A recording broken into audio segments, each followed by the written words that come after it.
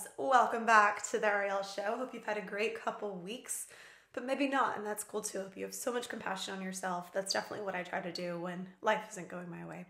Today we're going to be talking about things I got wrong. Not even wrong, just things I don't agree with anymore. Things that came out of my mouth, passionate topics that I was very excited about that I no longer feel really excited about. And I think it's important to reapproach this and share with you guys kind of where I was, a couple years ago and where I've landed now. And I think it's important to remember that what works for one person isn't going to work for somebody else, and that it's totally cool to constantly be growing and evolving on our journey and to change our minds about things. I think of myself as a pendulum, and maybe I'll start out over here and then I'll find this interesting topic or idea and I'll be very obsessed with it and into it. But it's kind of here in the middle where life happens. Like, that's called being balanced, not being an extremist, right? Kind of being centered. And maybe life is about us trying to find our centers and getting off-centered and then lovingly recentering again. So I want to share with you a couple of the things that I really loved and thought was amazing a few years back, and I made Ariel Show topics about this. And it's not going to steer you wrong in any ways. Like, maybe it'll work for you, but it worked for me then. Let me tell you, it doesn't really work for me anymore. So the first thing I want to talk about is brain hacking. Now, brain hacking is a subject that I was so into a couple years ago, and it really did serve me until it didn't. And I don't think there's anything wrong with brain hacking in theory. I just don't think it's for me. And I'm thinking specifically of the teachings of Byron Katie with the work, and the teachings of Brooke Castillo, who teaches the model, basically that our thoughts create our feelings, which creates our action, which drives our results.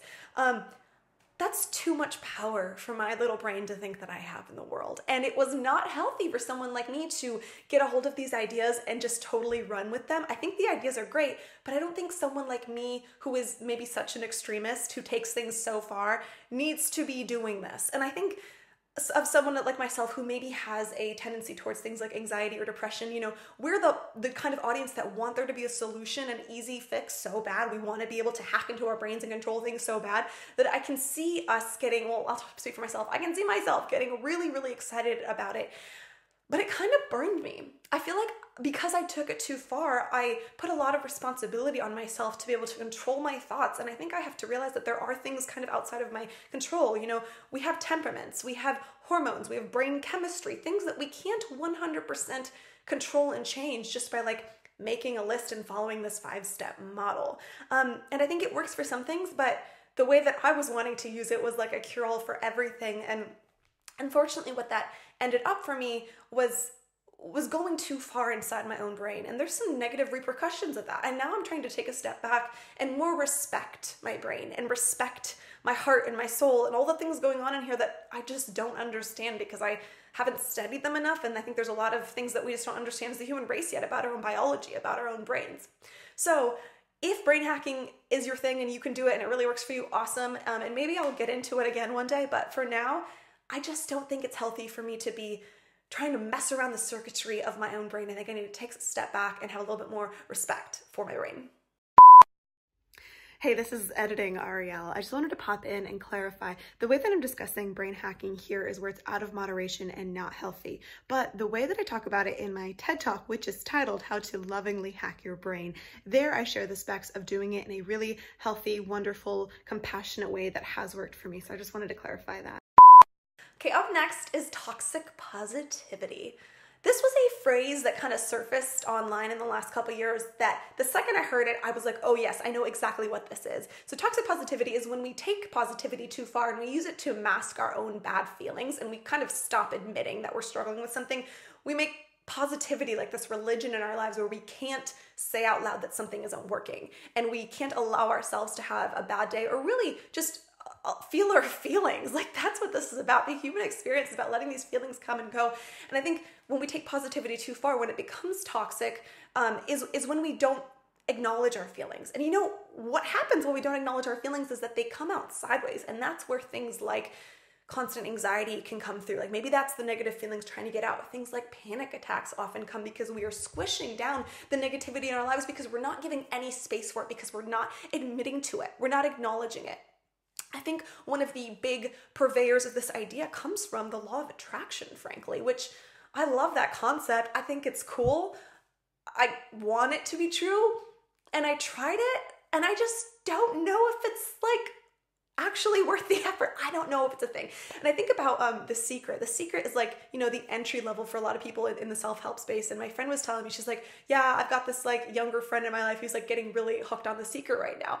And I thought, how interesting that this idea, law of attraction, The Secret, basic premise being that we can control our life and the world and everything that happens to us through the vibrations, through the energy that we put out. So for example, you can attract financial abundance into your life by thinking thoughts of abundance, or you're going to find your perfect mate by like being in the perfect energy zone, like internally, and you're going to make vision boards and like kind of draw it all in.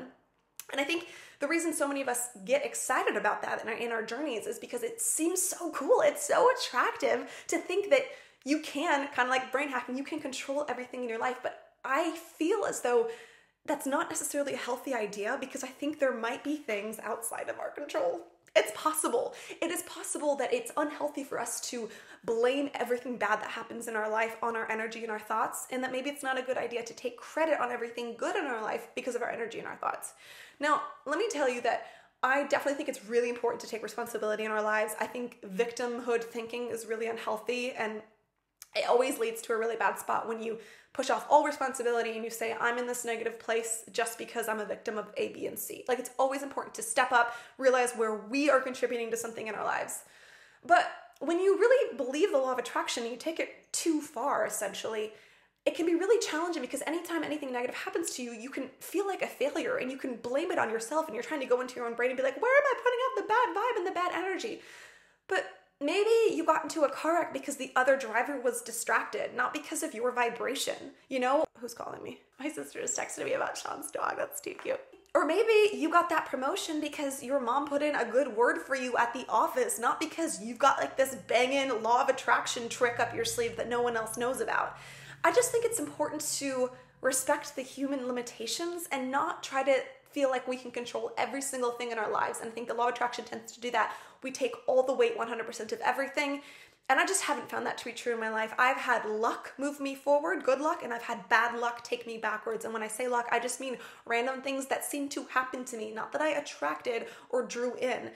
There is some truth to vibration and energy. It is really important. I think you can read each other, you can kind of see what each other's vibes are, but that doesn't determine every single step of our lives. And the third thing that I don't really agree with anymore is hustle culture. Again, just like toxic positivity, this is a phrase that I just became aware of like in the last couple years. And I think it's possibly because hustle culture was just really a thing in the last 10 years. And so we didn't really have a name for it being a problem until the last couple years, at least in the mainstream where we all know about this term. It was probably like around 10 years ago. I don't even know about it, but hustle culture being slay vibes, boss babe, hashtag get it girl, like productivity hacks, you know, and I have spent probably hours climbing down the YouTube rabbit hole trying to learn about how to have a better morning routine, how to be more productive, how to get more stuff done. Oh, and I finally just had to be like, Ariel, for what? What am I trying to be so productive at? Where is the like gold at the end of the rainbow here? Like, let me tell you, honestly, viewers, I've been working my ass off for 12 years now, maybe more. 14 years since we started the band, like very hard, giving it my all. And at some point, a couple years ago, I had to just be like, is this making me happy to sacrifice everything in order to get somewhere in my career or in my life or some level of success? And I realized, no, I'm not trying to get anywhere. I just want to get to a place of peace and well-being and sanity. And me trying to always out-hustle and outwork people was getting in the way of my own peace and well-being. And COVID really helped a lot with this too. As I slowed down, you know, as we all did, I was met with like, what's left with all the hustle gone? And you know what? It was pretty peaceful. Even with all the insanity going around in the world, I realized I could be at peace. Are you serious? My neighbor is mowing his lawn on the one day I need to shoot this video. Oh, hurry up. So a lot of hustle culture is glorified on social media. You know, think of like the picture of the dude with the abs, and there's like a quote like, wake up at 4 a.m., get shit done, own your world. It's better than that, but that's the sentiment. And I think we really have created this culture of pride where we're just showing off what workaholics we are really. Like, let's reframe it. It's not just like what a boss babe you're being. It's like, look at all I'm sacrificing just to get ahead, usually in our career. And I've kind of started wondering, like, where is that all getting us? If we're all overworked, stressed, no sleep, tired, unhealthy, not eating well, not taking time for life, like, is that the kind of life that we want to be living? And I think not, but I think a lot of us just get caught up in it. And I'm not willing to be caught up in it anymore. And what I think is just really precious is a few years back when I was much more like overworked, overwhelmed. You know, this has been a journey for me for like, I'd say the last 6 or 7 years. Like, it started 6 or 7 years ago where I was like, you know what? I think I want to be more content in my life and not be trying to always reach the next level professionally. But that still didn't really sink into my actions of not overworking until the last, I don't know, year or two. I felt like I burnt out a lot, and then my sweet heart kind of spoke up and like lovingly escorted me to a better place, lovingly led me to this softer, quieter, calmer place where now I feel okay when I'm not working all the time. And that wasn't always the case. Like, I used to get a lot of my value from what I produced in the world, and I only felt like I was good enough if I worked a lot, if I worked harder than everyone. In my head, I thought that's what I was doing. Who knows if it actually was. And I've had to learn to be okay with myself when I'm not producing, when I'm not creating. Maybe I don't write enough songs. Maybe I don't make enough blah, blah, blah. Maybe I don't do enough Insta story, like whatever. I've had to be okay with that and truly put my well-being first, not just as an idea in my head, but in my time, in my lifestyle, in my actions, put my well-being ahead of hustling. And this is just so important to me. I want to talk about this in another episode, and I think I will, because one of the ideas that really has been beautiful is the concept of embracing less is more, like the idea of minimalism, not just minimalism in things, like having less things, but having less chaos in our brain, having less demands on our time, just having more peace and freedom, even if it means sacrificing some of the other things. I think that's the way to go every single time. And I also will say this, since I've stepped back from some of these ideas of like brain hacking and hustling and everything like that, I've really stopped trying to find the next really cool thing in a book or in a course or in a Insta person or whatever. Like, I try now to reference my own inner voice instead of believing that the next thing that's going to make me happy is outside of me. And I, know logically that nothing outside of me can fulfill me. And I wasn't ever like pursuing like, I don't know, accolades or like cars or whatever, but I was always thinking that I could read something or learn about a new concept and that could make a huge difference in my life. And I don't really do that anymore, which is really cool and really freeing. Instead, if I feel like there's something off internally, I try to slow down and listen to the inner voice inside of me. And often those answers work really well for me because they're custom built for me. I don't try to get Joe's idea from his book or Sarah's from her YouTube video, and that has made a big difference for me. And I encourage you to do that too. So those are the 3 things that I was all about a few years back that I'm just not really into anymore. Who knows? Maybe I'll be into them again in a few years. Like, I don't freaking know. We're just all on this human journey. I would love to hear your comments about this. If you have any thoughts on this, or if there's something in your life that you were super convinced of and like all into a while back that now you're just like, nope, not for me anymore.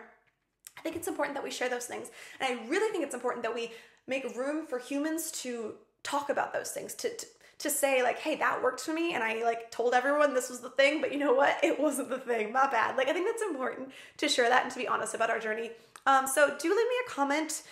Don't forget to like yourself and to subscribe to whatever ideas make you happy and help you show up your best in the world. I love you, and I'll see you next time, babe. Bye.